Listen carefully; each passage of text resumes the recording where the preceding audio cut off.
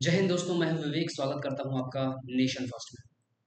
दोस्तों, अगर ऑपरेशन सिंदूर 2025 में ना होकर के 2010 में होता तो क्या होता? सपोज कीजिए, अगर 2010 में होता तो उस समय पर भारत अपने हथियारों का 95% हिस्सा विदेश से आयात करता था।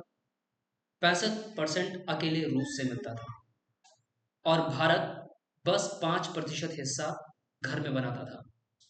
यानी कि अगर हम युद्ध में जाते तो हमारे अपने घर के हथियार तो पहले 5 दिन में ही खत्म हो जाते। 5 दिन में बहुत बड़ी बात बता दिया, हो सकता है 24 घंटे में ही खत्म हो जाते। और चूंकि 2010 में हमारे पास में ऐसी कोई बहुत बड़ी फैसिलिटी नहीं थी, तो हम बहुत सारी चीज़ों के लिए, जैसे कि जीपीएस हो गया, के लिए भी हम अमेरिका पर निर्भर रहते।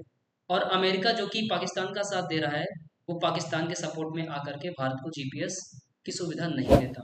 ऐसा पहले की भी युद्धों में हो चुका है, अब भी यही होता।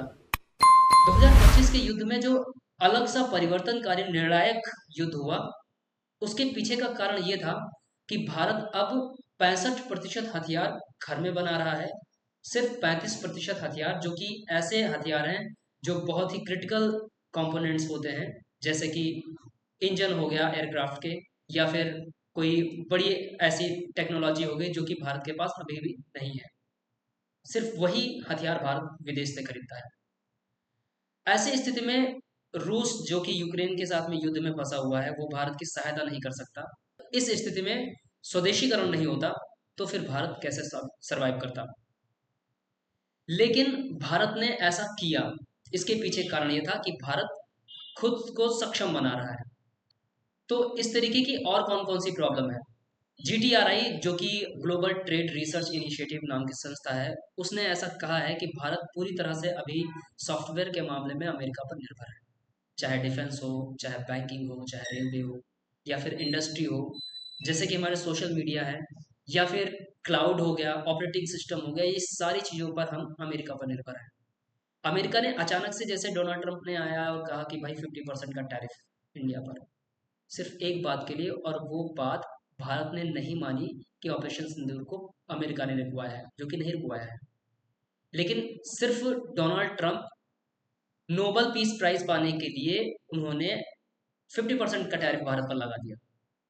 तो अगर एक काम के लिए भारत पर 50% का टैरिफ लगाया जा सकता है, तो ऐसा क्यों नहीं हो सकता है कि भारत पर डिजिटल स्ट्राइक कर दे अमेरिका, और भारत के जितने भी सॉफ्टवेयर्स हैं उनको एक झटके में अमेरिका रोक दे उन फैसिलिटीज को देने के लिए। इसलिए जरूरत है भारत को अपने सॉफ्टवेयर्स अपने घर में बनाने की। जीटीआरआई ने कुछ ऐसे बातें बताई हैं जो कि आर्टिकल्स के माध्यम से दिखाया गया है, दर्शाया गया है। अगर हम बात करें अभी के लिए, तो अभी के लिए इकोनॉमिक टाइम्स के आर्टिकल में भी निकला है, India's reliance on US software cloud services social media platforms poses economic vulnerability. GTRI ने कई सारी बातें इसमें बताई हैं। जीटीआरआई ने अपना कुछ सुझाव दिया है। करीब करीब over 500 million Indian smartphones run on Google androids, living countries communication at the mercy of US decisions. ये कितनी बड़ी समस्या है इस समय भारत की, ये शायद भारत को समझ में आ रही है। इन द शॉर्ट टर्म, जो सुझाव दिया है जीटीआरआई ने, 1 to 2 years, India should mandate sovereign cloud hosting for critical data, launch a national OS program, and pilot Linux transition in key ministries। जो की मंत्रालय हैं वहां पर भारत को अपना ऑपरेटिंग सिस्टम लॉन्च करना चाहिए।